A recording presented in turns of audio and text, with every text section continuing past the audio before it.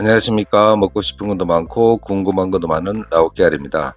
사람이 사물이나 사건을 인지하는 과정은 심리학에서도 5단계로 설명할 수 있습니다.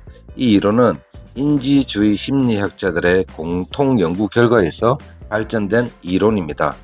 이 심리학의 이론을 바탕으로 라오스를 한번 이해해 보도록 하겠습니다.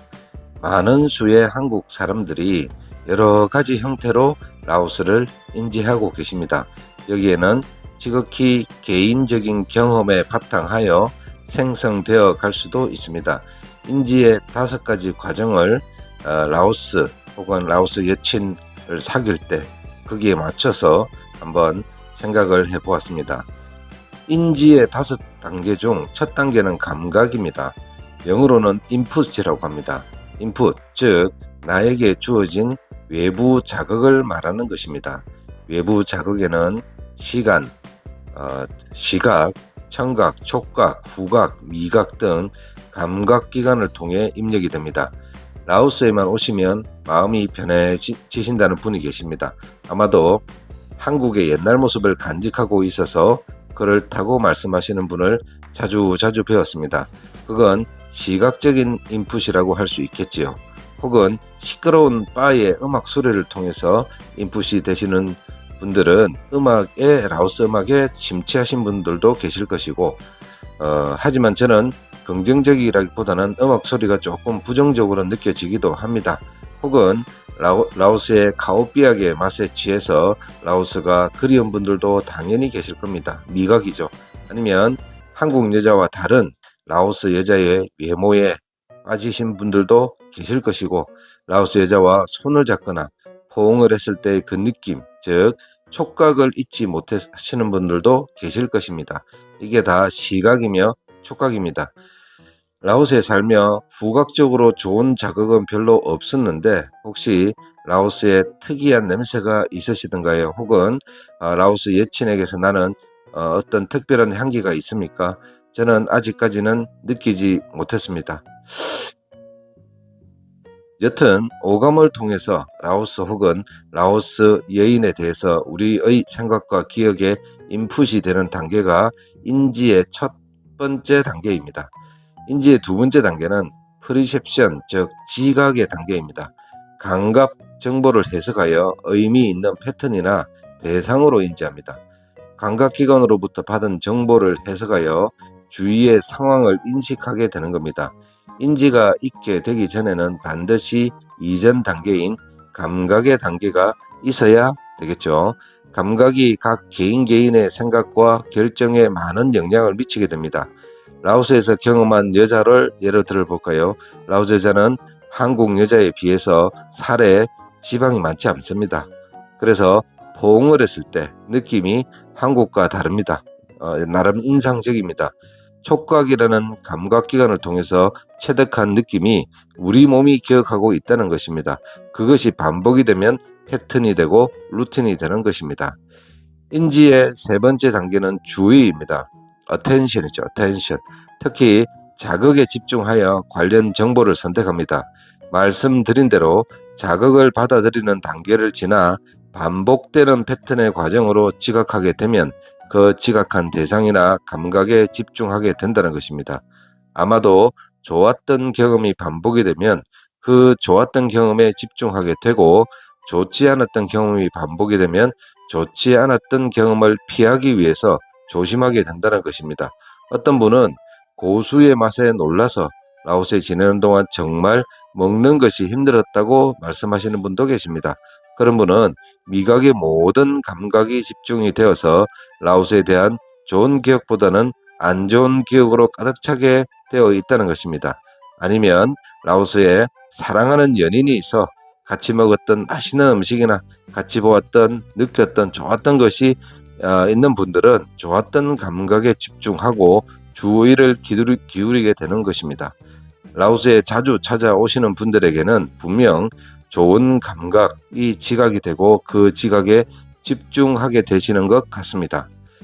네 번째는 기억입니다. 좋은 기억이든 나쁜 기억이든 사람은 누구나 기억을 가지고 살게 됩니다. 좋았던 감각에 계속 집중하게 된다면 그 주의와 집중을 통해서 우리의 내리 속에 꽉 박히게 되는 것입니다. 만약 좋지 않았던 기억이 머리에 각인이 된다면 라오스 생각만 하면 치가 뚫린다는 말씀을 하시는 분이 계시겠죠. 사람은 기억을 통해서 행복할 수도 있고 기억 때문에 슬퍼지고 괴로울 수도 있는 것 같습니다. 원하는 바는 좋은 기억만 가지고 살 수는 없을까 하는 희망이 있지만 사람이기 때문에 그럴 수는 없습니다. 좋은 기억이든 나쁜 기억이든 둘 다 가지고 살아가야 하는 것이 인생인 것 같습니다. 기억, 메모리, 개인적으로는 저는 메모리가 좋은 편입니다. 물론 사람이라 기억에 오류가 있을 수도 있지만 그래도 좋은 편입니다. 문제는 좋은 기억보다는 나쁜 기억들이 더 오래 간다는 단점이 있긴 합니다. 의지적으로 좋은 기억을 가지고 싶어도 마음대로 잘 안 됩니다. 그래도 최소한 나쁜 기억에 함몰되지는 않는 것 같습니다. 안 그러려고 무단히 애를 쓰는 편입니다. 여러분은 라오스 여인에게 대해서 좋은 기억이 있으신가요? 그 기억 때문에 또 라오스행 비행기를 타시나요? 자, 마지막 5째는 판단과 행동입니다. 과거 경험과 현재 상황을 종합하여 판단을 내리는 단계입니다. 그래서 라오스 관련 많은 영상이나 유튜브의 댓글을 읽어보며 대부분 자기 경험에 기인한 댓글들을 많이 보십니다. 자기의 오감을 통해서 받아들인 자극을 지각하고 거기에 집중하며 머리에 기억을 시킨 이후에 현재를 살고 계신 것 같습니다. 본인의 경험이 세상의 진리가 아님에도 불구하고 꾸준히 주장을 하시고 바꿀 생각도 전혀 없으신 것 같습니다. 자기의 인지 상태에 따라 어떤 사람을 평가하기도 하고 비난을 하기도 하고 또 좋아하기도 하십니다. 모든 사물을 겪을 때 일반적으로 오류에 빠지는 이유가 이런 이유인가 합니다. 사람의 경험은 굉장히 한정적이고 제한적입니다. 그럼에도 불구하고 본인의 경험으로 너무 과도한 주장을 하거나 비난을 하시기도 합니다. 인지의 5단계는 순차적으로 진행이 되며 상호 유기적으로 영향을 준다고 합니다. 그래서 사람이든 사물이든 나라든 여행이든 아니면 연애든 하나씩 오감을 통해서 자극을 받아들이고 배우고 경험하고 익히면서 기억에 담고 판단을 하게 된다는 것입니다. 그렇기 때문에 인지를 하는 과정은 항상 케이스 바이 케이스이고 그때그때마다 상황마다 다른 결과와 다른 모습을 가질 수 있습니다. 그런데 이렇게 상황마다 모든 경우가 다름에도 불구하고 사람들은 자기 경험을 바탕으로 모든 것을 판단하고 결정합니다. 그것은 패스트 익스피리언스라는 용어로 설명이 가능합니다. 과거 경험을 기반으로 빠르게 판단하고 행동하는 것을 말합니다. 경험에 기반한 학습이 되는 것입니다. 이를 전문적으로 인지적 편향, 암묵적 기억 또는 휴리스틱 같은 용어로 설명이 됩니다. 예를 들어 이전에 만났던 비슷한 성향과 외모를 가진 라오스 여자를 만났다고 가정을 해본다면 그 사람이 축적된 경험을 통해서 얻은 무의식적인 판단력과 의사결정은 개인의 학습과 기억을 통해서 자연스럽게 행동하고 판단하게 된다는 것입니다. 말이 길기는 하지만 한마디로 인지적 편향이라는 말이 가장 인간의 약점을 잘 설명하는 것 같습니다. 그래서 딱 보고 저 애는 저럴 것이다, 이 나라는 이럴 것이다 라고 쉽게 판단을 한다는 것입니다. 사람이기 때문에 패스트 익스피리언스적인 그런 인지적 편향을 가질 수밖에 없습니다. 그런 선입견 혹은 섣부른 판단으로 인해서 곤란에 처할 수도 있고 또 깊은 오해도 할 수 있습니다. 저 역시 그런 오류와 실수를 무수히 반복하며 살아가고 있습니다. 그래서 뭔가를 하고 싶을 때는 개인의 경험보다는 보편다당한 판단을 따르려고 노력하는 편입니다. 그게 무엇이냐? 특수하고 특별한 상황보다는 일반적이고 정상적인 모습 쪽에 줄을 서고 말을 하려고 하는 것입니다. 개인의 경험을 바탕으로 화두를 열지만 항상 옛날 국민학교 바른생활에 나오는 일반론으로 말하고 평가하려고 합니다. 그래야 어렵지 않은 길을 갈 수 있고 인생이 편안해질 것 같습니다. 내가 하는 판단이 항상 특별하지도 않고 나만 예외가 될 수 없다는 생각을 뼈저리게 하며 살아가고 있습니다. 자, 여러분도 라오스 여자를 만나고 라오스 여자를 사랑하게 되는 이 5가지 단계를 통해서 이미 사랑에 빠진 분들도 계실 것이고 이제 막 사랑을 시작하시는 분들도 계십니다. 그러나 항상 섣부른 판단하지 마시고 항상 물 흐르듯이 자연스럽게 사랑을 이뤄나가시기를 바랍니다. 감사합니다. 라오 깨알이었습니다. 안녕하십니까. 먹고 싶은 것도 많고 궁금한 것도 많은 라오 깨알입니다. 한국에서 많은 수의 남자들이 라오스 여성과의 만남 그리고 결혼을 위해서 애를 쓰시고 또 많이 라오스에 오십니다. 물론 단순 여행으로 오시는 분들도 적지 않습니다. 운명인 만남이라고 생각도 하시고 마음에 드는 라오스 여성을 만나서 만남을 이어오시고 사정이 여의치 않아서 짧은 만남을 뒤로 하고 한국으로 다시 돌아가야 하시는 분들도 계십니다. 그래서 사랑하는 마음과 안쓰러운 마음을 가지고 라오스 여자에게 선물도 주고 할 수 있는 한도 내에서 많은 것을 챙겨주시기도 하십니다. 그런데 주는 선물들 중에는 특히나 한국 사람들이 많이 사주시고 가격도 만만치 않은 휴대폰과 오토바이에 대해서 말씀을 드리도록 하겠습니다. 이런 선물을 받은 라오스 여자에게서 기대하는 것은 사랑과 호감을 기반으로 소중한 선물일 수도 있습니다. 그러나 그 안에는 우리가 잘 알지 못하고 이해하지 못하는 또 다른 사실들도 들어 있습니다. 아래 드리는 말씀은 저의 개인적 경험과 지인들의 경험치를 사례로 말씀드리는 것입니다. 모든 라오스 여자의 멘탈이 그렇다는 것은 아닙니다. 이후 모든 상황에 있어서 참고용으로 이해하시기를 바랍니다. 한국, 특히 한국이라는 사회는 세계에서 탑을 찍는 부분들이 많습니다. 서비스의 질도 세계 최상위권이고 이를 처리하는 속도도 타의 추종을 불허할 정도로 뛰어납니다. 그 중에서도 통신 분야, 특히 인터넷은 정말이지 두말하에 뭐 하겠습니까? 한국에 외국인이 여행이나 체류하면서 겪은 일들의 수많은 예능풀에 빠지지 않는 것이 바로 통신 서비스가 좋다는 것입니다. 길거리에서 와이파이가 잘 된다, 무료다, 뭐 이런 것들 말입니다. 우리는 그런 세상에 사는 한국 사람들입니다. 그러다 보니 라오스에 오시면 제일 답답하게 느끼시는 부분이 바로 인터넷의 단절입니다. 호텔의 와이파이도 그렇고 한국에서 데이터 신청을 하고 와도 실제 다니시다가 보면 통신 서비스가 느려서 많이 답답해 하십니다. 가끔 한 달짜리를 하러 오시는데 주식이나 뭐 또 코인 하시는 분들이 처음으로 묻는 질문이 여기 인터넷 속도가 어떻게 되느냐는 질문을 많이 하십니다. 아마도 그분은 과거 경험상 인터넷이 제대로 되지 않아서 답답함을 느낀 적이 있으시다라고 추정할 수 있습니다. 그럼 라오스는 어떨까요? 자, 라오스 한번 보겠습니다. 라오스는 지방은 알 수 없으나 대도시인 비엔티에는 인터넷을 사용하기에 크게 불편함은 없습니다. 다만 공용 와이파이를 사용하면 조금 느릴 수는 있으나 한국 사람들은 한국 같을 것이다 라는 기대 수준이 낮기 때문에 조금 느린 것으로는 크게 불편함을 느끼지 않은 것 같습니다. 저도 제가 사는 곳에 개인적으로 와이파이를 설치를 했는데 유튜브를 보거나 넷플릭스 영화를 시청하는 데는 크게 불편함을 느끼지 않습니다. 다만 영상을 업로드 하는데 시간이 조금 걸리나 영상의 길이가 그리 길지 않기 때문에 대부분 30분 안쪽으로 업로드가 가능합니다. 시내 길거리에서도 인터넷을 이용하는데 크게 불편함이 없다라는 말입니다. 특히 라오스는 데이터 이용료가 굉장히 저렴합니다. 반면에 일반 전화의 비용은 상대적으로 굉장히 비싸다고 할 수 있습니다. 그러니 라오스 사람들 대부분은 일반 통화보다는 데이터를 기반으로 한 통화를 대부분 합니다. 가장 많이 이용하는 통화 어플이 왓츠앱입니다. 왓앱이라고 부르죠 보통. 영어 그대로 읽으면 왓츠앱이 되고 라오스식 영어 발음은 왓앱이다. 결론은 라오스에 오셔서 현지인들과의 교류가 있다면 다른 거 생각하지 마시고 왓앱을 이용하는 것이 통화 품질도 좋고 호환성도 좋아서 훨씬 유용하다라는 것입니다. 그런데 지방으로 가면 사정이 조금 달라집니다.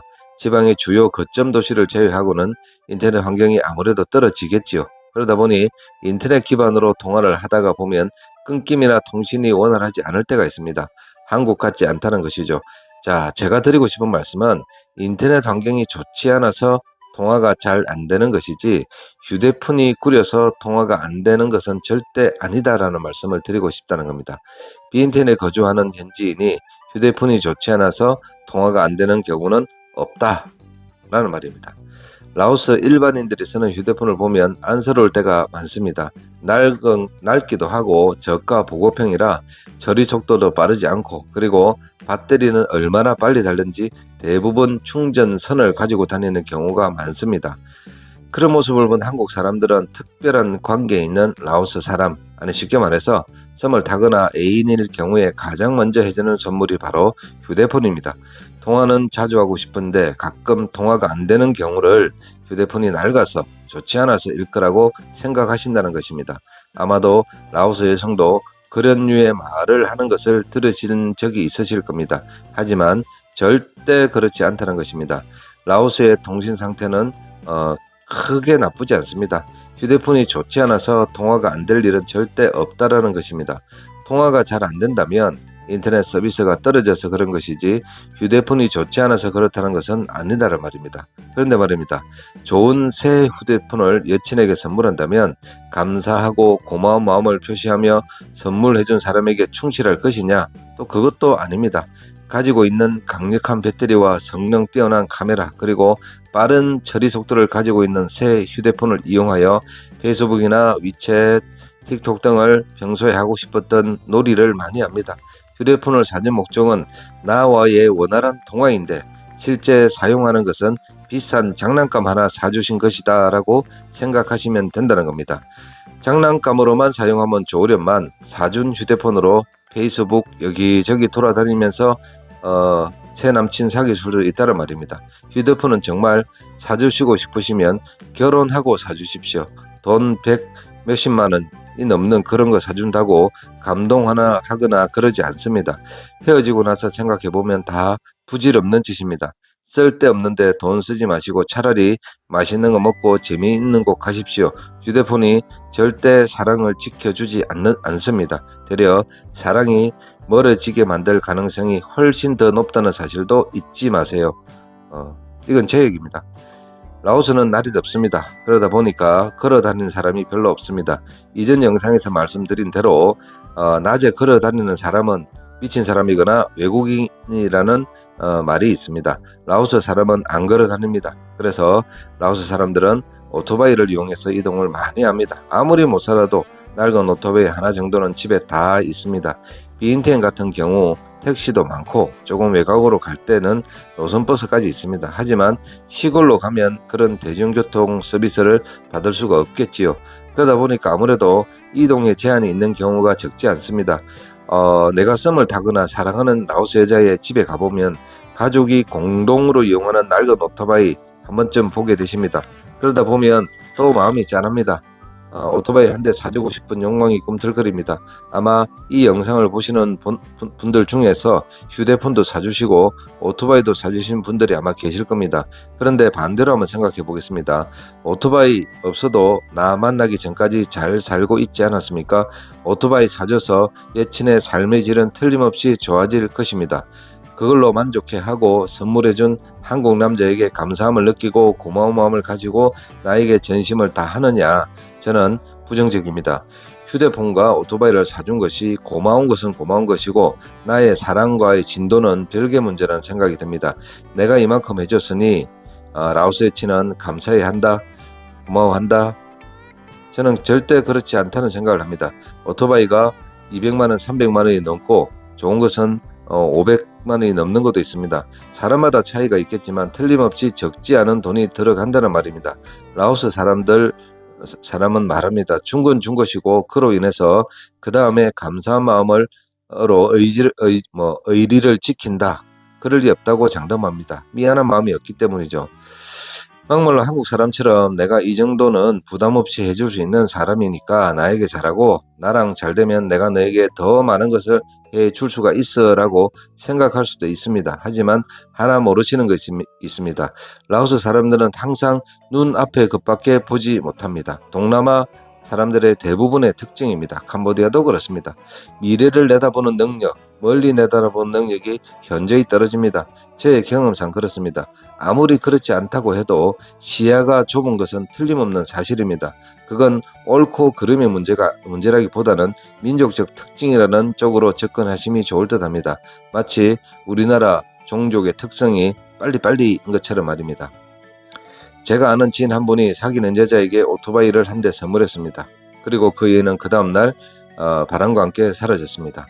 우리나라처럼 휴대폰 심카드가 개인정보를 기준으로 발급한 것이 아니라 추적도 아무것도 할 수 없습니다. 저도 최근에 통신사를 바꾸기 위해서 심카드를 구매하러 갔습니다. 원래 심카드 살 때는 여권을 든 채 사진 촬영을 하거든요. 그런데 안 해도 된다는 것입니다.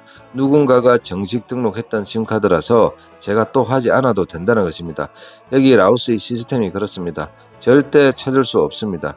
쉬즈 고이면 그걸로 끝입니다. 아마 이 영상을 보시는 분들 중에서 오토바이까지는 아니더라도 휴대폰 수준에서 빨대 꽂히고 이별하신 분들도 적지 않으실 것입니다. 절대 휴대폰과 오토바이가 사랑을 지켜주지 않습니다. 괜한 데 마음 쓰지 마시고 돈 쓰지 마십시오. 이후 결혼하고 나서 선물을 해줘도 절대 늦지 않다는 것도 꼭 명심하십시오. 동남아에서 휴대폰과 오토바이로 인한 많은 이야기와 사연들이 돌아다니고 있습니다. 그런 사례를 들은 제가 만든 하나의 금과 옥조 같은 말씀을 드리겠습니다. 휴대폰을 사주면 새 남친을 사귀게 되고 오토바이를 사주면 새 남친과 놀러 다닌다. 절대 잊지 마십시오. 동남아시아, 라오스 사람들의 멘탈과 정신세계를 잘 이해하시고 돈을 지출하시기를 바랍니다. 그리고 혹시나 해서 다시 한번 말씀드립니다. 모든 사람이 그렇다는 것은 아니고 절대적인 진리도 아닙니다.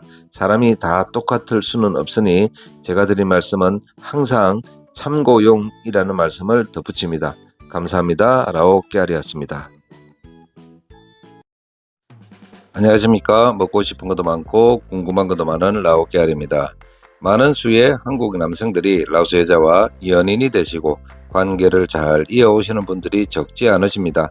한 달 살이든 며칠이든 틈틈이 라오스에 오셔서 데이트도 하시고 영화도 보시고 맛있는 것도 드시면서 사랑을 키워가십니다.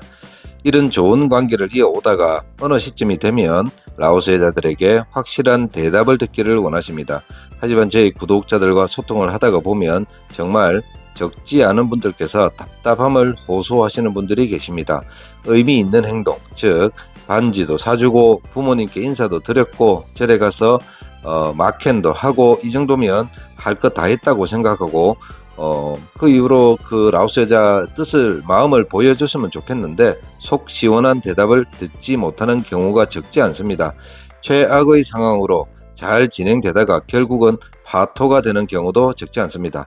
답답한 상황이 많이 일어납니다. 거기에 더하여 한국 남자는 생업을 위해서 한국에 가 있으니 겨우 영상 통화하는 것으로 명맥을 유지하기에는 정말 불안한 것이 사실입니다. 사실 저의 구독자님들 중에서 상당수의 한국 남자들께서 적게는 만불, 많게는 몇만 불 이상의 금전적으로 시간적으로 투자 아닌 투자를 하셨는데 그 끝이 좋지 못한 경우를 들었습니다. 저의 허접한 연애담을 들으시면서 울면서 그 스토리를 들었다는 분도 계셨고요. 소형차 한 대 가격에 돈을 쓰셨다는 분도 계셨습니다. 깊은 내상을 입으시고 현재 한국에서 운기조식을 하시는 분들도 계셨습니다. 그럼 어떻게 하면 내상을 입지 않고 라오스 여자와 결혼까지 진행되어서 한국에서 신혼생활을 이어나갈 수 있을까요? 어떻게 하면 돌다리를 두드리고 가능한 심리적으로나 물질적으로나 타격을 덜 입을 수 있을까요? 이 이야기를 하기에 앞서 먼저 라오스 여자를 만나서 결혼에까지 이르는 스텝을 대략 살펴보겠습니다. 앞 뒤의 중요성을 떠나서 금전적 지출을 기준으로만 한번 최상의 코스를 생각해 보았습니다. 일단 라오스 여자를 여자 우연이든 필연이든 이제 만날 수 있습니다. 만납니다. 서로 좋은 감정이 있는 것 같습니다. 같이 밥도 먹고 즐거운 데이트와 그리고 같이 시간을 보냅니다. 어쩌면 하룻밤을 같이 지낼 수도 있습니다. 그 시간이 반복이 되면 한국 남자, 특히 미혼이고 또 재혼을 원하신다면 당연히 결혼을 위한 진도를 빼야 되겠지요. 자, 그 첫 번째가 일단 라오스 여자의 집으로 가거나 가족을 식당으로 초대를 해서 같이 식사를 합니다. 거의 한국으로 치면 상견례 분위기가 되고 어색함도 있을 수 있습니다. 물론 대화도 잘 안 될 것이며 일단 1차적으로 여기서 그럴 수 있습니다. 부모님 인사도 안 시켜준다, 소개를 안 시켜준다. 그럼 그런 만남 이어갈 이유 없습니다. 한국 남자는 중에서 결혼을 위해서 라오스 여자를 만나는 분은 가족 중심적, 관계 중심적인 사회의 라오스 여자가 가족 인사도 안 시켜준다는 것은 결혼할 뜻이 아예 없다는 것을 확실히 보여주는 것이라 할 수 있습니다. 시간을 금같이 생각하는 한국 사람이시라면 첫 단계가, 즉 가족의 인사가 진행이 안 되면 뒤도 돌아보지 말고 그쯤에서 끝내는 것이 현명하십니다. 그런데 말입니다. 라오스 사람들의 멘탈을 정확히 알 수는 없으나 한국과는 다른 또 그런 부분이 있는 것 같습니다. 아무리 지나가는 만남이더라도 또 가족, 특히 부모님의 소개를 하는 것에도 진지하지 않을 수 있습니다. 만나기는 다 만나준다는 거죠. 소개는 소개고 인사는 인사라는 것입니다. 한국 남자라면 이 사람이 나랑 결혼할 뜻이 있어서 가족을 소개해 주는구나 라고 생각하실 수도 있지만, 실제로는 한국 사회가 가지는 그 정도의 무게감이 또 없을 수도 있습니다. 마치 상견례 수준의 가족과 인사를 하고도 고향집에 방문했다 하더라도 그것이 다는 아니다라는 말입니다. 그래서 그 다음 스텝은 이들의 종교 생활인 마켄 의식을 한번 해보는 겁니다. 바시 의식이죠. 그것이 유명한 절일 수도 있고 원래 다니는 절일 수도 있습니다. 그냥 손목에 실만 묶는 마켄 말고 스님으로부터 시작돼서 온몸으로 두르는 바시 수준의 의식을 진행하는 겁니다. 이것은 라오스 사람들에게는 영혼을 하나로 묶는 신성한 의식입니다. 이것에 관련해서는 저의 채널에 라오스 사람들은 귀신을 믿을까와 왓 시머왕이라는 제목의 컨텐츠를 보시면 자세히 나와 있습니다. 과거로부터 전해온 민간 신학이 있는 이들에게 이런 의식의 무게감이 다를 수 있습니다. 이 자리에 여자의 부모님까지 같이 바시 의식을 진행한다면 더 좋겠지요. 여튼 종교적으로 두 분의 테스트를 하실 필요가 있습니다. 큰 돈 들이지 않습니다. 남자의 목적은 결혼이라는 분명한 목적이 있으니 번거롭더라도 두 번째 테스트도 진행하시기를 권해드립니다. 그냥 만나서 먹고 마시고 놀고 선물 주고 하는 과정의 반복은 어쩌면 결혼이란 전제를 봤을 때는 아무런 의미가 없을 수도 있습니다. 자, 세 번째 단계부터는 돈이 조금 들어갑니다. 바로 금반지입니다. 반지. 반지는 많은 의미를 함축하고 있습니다. 금이라는 광물질이 가지는 가치는 두말할 필요 없습니다. 라오스 여자에게는 금반지는 커플 반지 이상의 의미가 있을 수 있습니다. 형편이 되면 팔찌 정도까지 선물하시는 것도 나쁘지 않습니다. 두 개 합하면 대략 돈 1,000불 나옵니다. 그런데 굳이 팔찌 목걸이까지 진행하실 필요까지는 없습니다. 그냥 반지를 약속의 의미로 한두 돈 정도 선물해 주세요. 선물하기 전에 우리가 연인인데 무슨 선물을 받기를 원하는지 한번 알아보세요. 아직도 가방, 옷 이런 거 바라면 일단 생각해 보시기를 권해드립니다. 어느 정도 연인이 되었고 지속한 기간이 있음에도 아직도 이런 중요하지 않은 것을 원한다면 한번 재고해 보심이 좋을 듯 합니다. 한국 남자는 틀림없이 결혼을 하자고 어필을 한 상태인데도 이 수준이라면 금반지 사기 전에 끝을 내심이 좋을 듯 합니다. 금반지 사주고 결혼까지 이르지 못한다면 헛질을 크게 하시는 것입니다. 핸드폰, 오토바이, 가족 학비, 집 건축 절대 하지 마시고 합법적으로 결혼한 이후에 마음껏 해주셔도 절대 늦지 않음을 기억하시기를 바랍니다. 반지가 결코 가볍지 않은 선물이나 반지로 모든 것이 해결될 것은 아니라는 것도 기억하시기 바랍니다. 그럼에도 불구하고 반지에는 큰 의미를 가지지 않는 라오스 여자들도 분명히 있을 겁니다. 금 관련 제품이 과거에는 재테크 혹은 은행의 역할을 대신했던 수단이었으니까 말입니다. 그래도 확신을 가지지 못하고 주저한다면 한국으로 같이 한번 가보는 겁니다. 한국의 모습을 실제로 보여주면서 비전을 심어주는 것입니다. 한마디로 눈을 띄게 만드는 것이죠. 주거하는 곳이 서울도 좋고 지방도 좋고 막연한 두려움에 잡힌 라오스 여친에게 희망과 미래를 심어줄 필요가 있습니다. 꼭 한국을 직접 눈으로 봐야 희망이 생기는 것은 아니지만 향후 일정 기간이든지 아니면 장시간이든지 자기가 사랑하는 남편, 한국인 남편과 살아야 하는 대한민국의 모습을 직접 보는 것도 좋은 과정입니다. 이 과정이 번거롭고 또 되려 부정적일 수 있다면 생략할 수도 있습니다. 그러나 가능하면 이 과정조차도 진행할 필요는 있습니다. 단 한국에 가는 비자를 비롯해서 여러 가지 풀어야 할 과정들이 적지는 않으나 평생의 반려자를 생각한다면 이 정도 수고로움은 대수롭지 않게 여겨야 할 것입니다. 직장을 다니는 여친이라면 그에 상응하는 대가도 치러야 하겠지요. 여튼 신경 쓸 일이 적지 않습니다. 자, 이제 가장 중요한 5번째 스텝입니다. 그리고 가장 중요한 과정입니다. 결혼을 해서 한국으로 오든 라오스에 살든 한 번 이상은 한국으로 데리고 가야 할 일정을 세우십시오. 어차피 결혼했다고 해도 바로 대한민국 국민이 되는 것도 아닙니다. 3년의 영주권 생활을 해야 합니다. 그러니 이렇게 한번 생각해 보지요. 서류야 대행을 하든 직접 하시든 서류 준비를 해서 결혼을 합법적으로 진행하는 것은 가능합니다. 결혼 서류가 진행되고 모든 것이 다 끝났다고 하더라도 라오스 여자가 혼인비자로 한국으로 가는 것은 또 다른 문제입니다. 라오스의 여성이 한국으로 가려면 혼인비자 취득하기 위해서는 일정 수준의 한국어 능력 시험을 쳐야 합니다. 그래서 라오스 여친에게 한국어 공부를 시켜야 합니다. 한국어 학원에 등록을 시켜야 합니다. 그 정도도 하지 못하면 이거는 이미 텄다는 겁니다. 적은 돈으로 정확하게 검증할 수 있다는 거죠. 자기가 가진 일정 부분의 시간을 들여서 한국인 남편과 미래를 전혀 생각하지 않는 사람은 한국어를 배울 이유가 없겠죠. 그런 생각이 있으면 한국어를 배우겠죠. 어렵지도 않고 돈도 별로 안 듭니다. 이게 사실은 제가 봤을 때는 제일 중요합니다. 어느 정도 시간과 에너지를 들이는 모습을 봐야 된다는 거죠. 여러분들은 세종대왕께서 만든 한글이 어떤 수준인지 아시죠? 한글은 정말 굉장한 글자입니다. 어느 정도 머리만 있으면 2달도 안 되면 이 시험에 합격할 수 있습니다. 서류가 진행되었든 되지 않았든 일단 나랑 결혼할 마음이 있는지 없는지 확인하는 절차 중에서 가장 간단하고 가장 필요한 과정이라는 생각이 듭니다. BNTN에 이런 한국어를 전문적으로 교육하는 기관 혹은 학원이 있습니다. 찾아보시고 여친 등록시키십시오. 이거마저 안 하면요 이미 텄다라고 생각이 듭니다. 결혼을 한다는 것은 한국 사람이 라오스 여자에게 구원자로 등장하는 것은 아니라는 생각됩니다. 구원투수 아니라는 겁니다. 형편이 어쨌든 서로 사랑해서 결혼을 한다면 한국 남자가 시간과 재정적 지출 그리고 마음을 쓰는 것처럼 라오스 여자도 최소한 생각이 있는 사람인지 혹은 본인이 할 수 있는 한도 내에서 노력을 하는지도 살펴보아야 할 것입니다. 만남부터 헤어질 때까지 기억에 남는 것은 돈 달라는 말밖에 없었다는 것은 애초에 시작부터 그 단추가 잘못 끼워진 것입니다. 부부가 된다는 것은 한국 남자가 특히 가난하고 무지한 라오스 여자를 구원해주는 구원자 아닙니다. 아무리 돈 때문에 비교적 나이가 든 한국 남자와 결혼을 한다는 대명제를 깔아도 말입니다.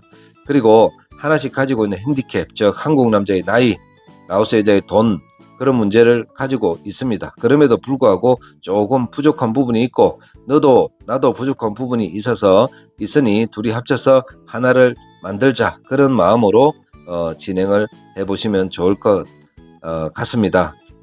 100% 라오스 여자와 한국 남자가 규모와 사이즈가 똑같을 수는 없습니다. 하지만 라오스 여자도 형편에 맞춰서 최대한 노력하고 애쓰는 바로 그 여자가 나의 남은 생을 함께할 그 아내가 될 거라고 확신합니다. 사람은 나중에 변할 수 있죠. 그러나 그 결혼한 순간만큼은 적어도 그렇게 생각하셔도 될 것 같습니다. 5가지 단계를 말씀드렸습니다.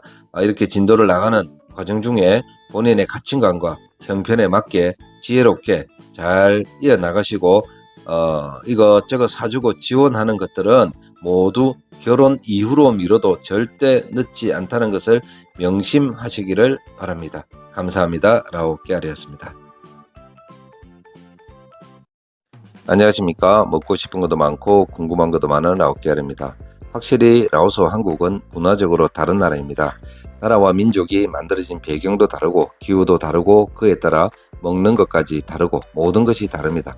이걸 한마디로 문화가 다르다라고 먼저 단어 정리를 해놓고 이야기를 시작하려고 합니다. 문화라는 단어 한마디에 모든 것을 포괄적으로 포함시키겠습니다.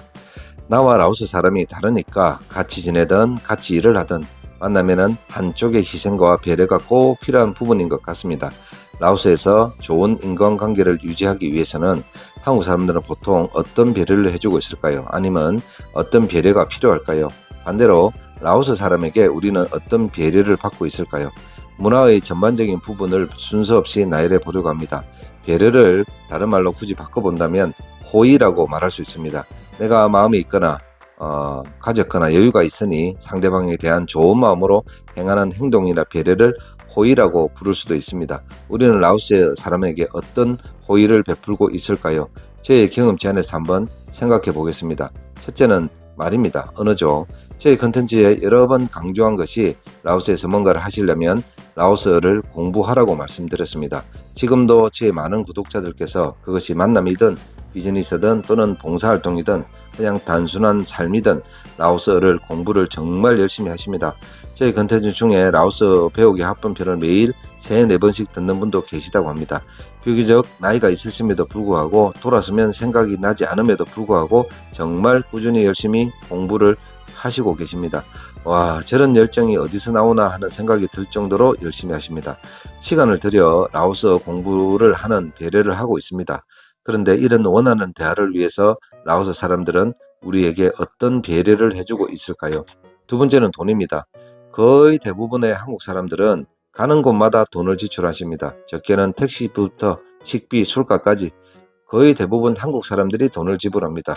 왜 나만 돈을 내는 것이지라고 의문을 한 번쯤 가질 만도 한데 우리가 돈을 내는 것이 무슨 의무나 책임인 것처럼 너무 자연스럽고 당연하게 지출을 합니다. 어쩌면 라오스에서는 꼭 그래야만 하는 법이라도 있는 것 같습니다. 어떤 분들은 데이트할 때 돈을 아예 여자친구한테 맡겨놓습니다. 언어가 잘 안 돼서 결제할 때마다 귀찮으니 그럴 수도 있겠다라는 생각이 들기도 합니다. 그럼 돈을 지출할 때마다 라오스 사람들은 우리에게 어떤 배려를 해주고 있을까요? 마음속으로 고마움을 느낄까요? 미안함을 느낄까요? 자, 세 번째는 먹는 음식입니다. 한국 사람들은 음식에 있어서 조금 배타적입니다. 사람마다 정도의 차이가 있긴 하지만 그것은 나이가 들수록 더한 것 같습니다. 고수도 마찬가지고 라오스 젓갈인 빠덱도 입에 맞지 않아서 못 드시는 분이 적지 않습니다. 어떤 분들은 고수 한번 드시면 일주일 동안 입맛을 잃는다는 분도 계셨습니다. 열에 9분 정도는 몸은 라오스에 계시지만 항상 식사는 한식당을 찾으시는 분이 계십니다. 라오스 음식 중에 그나마 조금 드실 수 있는 음식인 신다시나 볶음밥 정도 드신다면 그 다음에는 별로 드실 게 없습니다. 가오삐약도 그 어느 정도 드실만 하긴 하겠죠. 그러고는 더 없습니다. 그럼에도 라오스 사람과 식사를 할 때는 라오스 식당을 더 많이 가십니다. 라오스 식당에서 라오스 사람과 식사를 하실 때 라오스 사람이 우리에게 어떤 배려를 해주던가요? 입에 맞지 않아서 못 먹는 우리를 위해서 메뉴 선정에 고민을 하던가요? 아니면 지 먹고 싶은 것만 시키던가요? 네 번째는 술 마실 때입니다.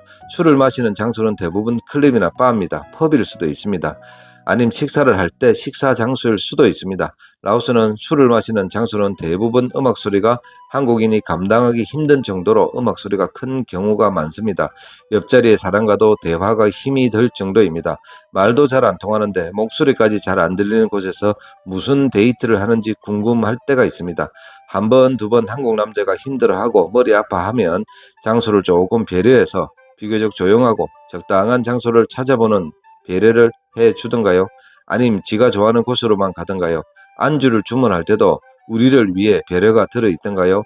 술 마실 때 맨날 감자튀김만 드시고 계시지는 않습니까? 다섯 번째는 약속에 대한 배려입니다.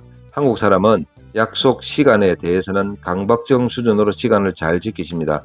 과거에는 코리안 타임이니 뭐니 이런저런 이유로 약속 시간에 늦기도 했습니다. 지금 한국 사회에서 코리안 타임이라는 단어 자체가 사라졌습니다. 그 사라졌던 코리안 타임을 라오스에서 체험할 수 있습니다. 라오스 사람과 약속을 해보신 분들은 아시겠지만 젊은 친구들도 약속에 대한 중요성이 많이 떨어져 있습니다. 특히 시간 약속은 정말 많은 변수가 있는 것 같습니다. 어떤 분은 1시간 늦는 것은 기본이라고 말씀하시는 분도 계셨습니다. 이런 현상을 국민성이라고 생각하기보다는 라오스 사람들의 전반적인 민도라고 해석을 합니다. 똑같은 말인가요? 다시 말해서 사회 전반적으로 아직 한국보다 떨어지는 교양 수준으로 생각합니다. 약속 시간을 잘 지키는 한국 사람을 위해서 라오스 사람은 어떤 배려를 해주던가요? 원래 하던 대로 1시간씩 늦고 그러던가요? 아니면 최대한 약속을 지키기 위해서 애를 쓰던가요? 여섯 번째는 전화통화입니다. 한국 사회는 누군가를 만날 때 전화가 온다면 보통 3가지로 반응합니다. 하나는 아예 받지 않든지, 아니면 양해를 구하고 잠깐 자리를 떠서 통화를 하고 오든지, 아니면 지금은 통화할 수 없다고 짧게 통화하고 나중에 다시 전화하겠다라고 말을 합니다. 그것은 지금 같이 있는 사람에 대한 배려입니다. 이런 생활과 문화에 익숙한 한국 사람들이 라오스 사람과 같이 지내다 보면 당황스러울 때가 있습니다. 같이 밥을 먹을 때도 전화기 세워놓고 누군가와 통화를 하면서 밥을 먹습니다. 내가 어렵게 번역기 돌려서 대화를 하고 있는데도 또 다른 누군가와 통화를 계속 이어나가십니다. 어떤 때는 한번 통화하기 시작하면 끝없이 통화합니다. 밑도 끝도 없는 통화입니다. 내가 바로 앞에 앉아 있는데도 말입니다. 밤이고 낮이고 라오스 사람들은 통화를 하며 같이 있는 상대에 대한 배려를 하지 않을 때가 많습니다. 꼭 통화 아니더라도 핸드폰으로 여기저기 SNS 하며 자기 혼자만의 즐거움과 소통을 하는 경우가 많습니다. 이런 경우가 많으시던가요? 아니면 걸려오는 전화를 받지 않고 나에게 집중을 하던가요? 더 많은 사례들이 있겠으나 6가지 정도로 정리해 보았습니다. 그런데 말입니다. 한국 사람들은 한국 남자라고 생각하고 라오스 사람을 지금 만나는 라오스 여자라고 치환을 해서 생각을 한다면 말입니다. 위에 6가지 배려들, 즉 언어, 돈의 지출, 음식 선택, 술 마실 때 약속, 그리고 전화 통화할 때 말입니다. 이런 배려를 받지 못하고 있으시다면 확실한 사실 하나 말씀드리겠습니다. 그 라오스 여자는 그 한국 남자가 자기 인생에 절대 중요한 사람이 아니다라는 말입니다. 라오스 여자도 중요한 사람, 즉 좋아하고 사랑하는 사람이라면 자기가 할 수 있는 최대한의 배려를 합니다. 한국말도 배우고 돈도 쓰고 음식 주문할 때 고민하고 먼저 와서 기다리고 둘이 있을 때 딴짓 잘 안 합니다. 특히 전화는 24시간 즉각 받습니다. 한국과 라오스가 문화적으로 달라서 내가 배려를 못 받는 것이 아니다라는 말입니다. 본인이 라오스 여자에게 중요하지 않고 그냥 잠깐 도움을 주는 하찮은 존재라는 것이 반증일 수도 있습니다. 그런데 느낌상 나를 정말 좋아하는 것 같은데 나를 배려해주지 않는다면 그것은 눈치도 없고 사고 능력도 없는 여자라 할 수 있습니다. 같이 지내면 지낼수록 답답해지고 머지않아 금방 마음이 식을 수도 있습니다. 그렇다면 이런 상황의 한국 남자는 이 관계를 어떻게 해야 좋을지 깊은 고민에 한 번쯤 빠져야 할 시점이라고 생각합니다. 감사합니다. 라오 깨알이었습니다. 안녕하세요. 먹고 싶은 것도 많고 궁금한 것도 많은 라오 깨알입니다. 라오스에 여행을 오시는 부류는 크게 두 부류가 있습니다. 하나는 누구나 아시다시피 여행사를 통해서 정해진 일정을 소화하는 단체 여행이 있습니다. 또 하나는 이른바 자유여행입니다. 짧게는 며칠, 길게는 한 달 혹은 그 이상 상당 기간을 체류하시는 경우가 많습니다. 라오스도 이웃나라 베트남과 같이 자유여행객의 비중이 점점 높아지고 있는 것 같습니다. 거기에 이른바 은퇴쯤에 계시는 나이가 좀 드신 분들 뿐만 아니라 30, 40대 여행객들도 라오스를 많이 찾으십니다. 상대적으로 나이가 젊은 분들은 클럽을 많이 찾으시고 방비행에 가서 액티비티까지 즐기며 그야말로 재미있게 유흥과 여행을 모두 즐깁니다. 상대적으로 나이가 조금 있으신 분들은 많은 분들이 그냥 BNT 안에서 시간을 보내시며 마사지나 원하시는 대로 즐거운 여행을 하십니다. 다낭도 그렇고 BNT 안도 그렇고 외국에서 자유여행을 즐기는 몇 가지 조건이 있습니다. 무엇보다도 안전이 보장이 되어야 합니다. BNTN의 치안은 비교적 안정적입니다. 늦은 밤이나 새벽 시간 어두운 거리는 보장할 수 없으나 비교적 사람이 많이 다니는 시간에는 웬만큼 치안이 보장되는 것 같습니다. 자, 두 번째는 이동이 자유로워야 합니다. 대부분 도시가 그렇듯 비엔티안도 택시 시스템이 잘 되어 있습니다. 저렴한 비용과 도심 구간이 그리 멀지 않아서 비교적 적은 비용으로 이동이 가능합니다. 워낙 가까운 거리가 웬만한 거리는 도보로 이동하시는 분들도 적지 않습니다. 주로 여행자 거리나 한국인 거리 쪽에 호텔을 잡으시거나 주거를 하신다면 식사를 하거나 맥주 한 잔 마실 때 편안합니다. 유명한 클럽이나 가라오케를 가시려면 물론 택시를 이용해야 하나 그 거리마저 부담을 가질 정도의 거리는 아니다라는 말입니다. 이런 장점들로 인해서 젊은이들은 물론이고 연세가 드신 분들도 BNT안을 찾으십니다. 제가 젊은이와 연세 드신 분으로 구분을 했습니다. 그렇다면 이 구분의 기준점은 어디일까요? 단순히 신체적 나이야 40 미만이라고 그러면 젊다고 할 수 있고 60까지를 중년이라고 본다면 60 이상은 노인의 세대라까지 볼 수도 있습니다. 물리적인 나이가 많음에도 불구하고 사람의 깊은 본성에는 자기 자신의 존재감을 찾기 위해 라오스까지 오셔서 불철주야 노력을 하시는 분들이 많으십니다. 나이가 상대적으로 젊으신 분들은 굳이 라오스가 아니더라도 다른 동남아 여러 곳에서 원하는 유흥을 찾으실 텐데 굳이 왜 라오스까지 오시는지 저는 개인적으로 알 수는 없습니다. 비용적인 부분이 될 수도 있고 심리적인 부분이 있을 수도 있습니다. 여튼 많은 수의 한국 남자들이 라오스에 오셔서 유흥을 즐기고 마사지를 비롯한 휴식과 액티비티를 취하신다는 말입니다. 저는 오늘 드리고 싶은 말씀은 그러면 누가 노인인가라는 부분입니다. 위에서 말씀드린 물리적인 나이야 어쩔 수 없는 부분입니다. 지금의 젊은이들은 안 늙습니까? 결국은 10년이든 20년이든 그 이후에 지금의 젊은이들은 이 격렬하고 무시하는 그 나이가 될 텐데 본인은 영원히 늙지 않은 것처럼 말의 곳곳에 짙은 노인 혐오가 들어있는 것을 느낍니다. 노인을 혐오한다고 해서 그 노인의 인생을 좌지우지하지도 못할 것인데 그 말입니다. 결국은 나중에 자기도 그 혐오의 대상이 될 텐데 말입니다. 결국은 젊은이들의 노인 혐오는 개인의 인격과 교양 수준의 낮음으로 인한 짧은 생각과 단순한 머리에서 나오는 무식의 산물이라고 생각합니다. 물론 나이가 젊다는 것은 강점이고 자신감이며 삶을 살아가는 커다란 원동력인 것은 부인할 수 없는 사실입니다. 그렇다고 유흥을 비롯한 다른 사람의 추구하는 삶을 혐오하고 비난하는 것은 절대 옳지 않은 생각이고 행동입니다. 사람이 모두 늙어간다면 결국은 시간차가 있을 뿐이지 결국은 다 노인이라는 말입니다. 그럼 누가 늙은이인가?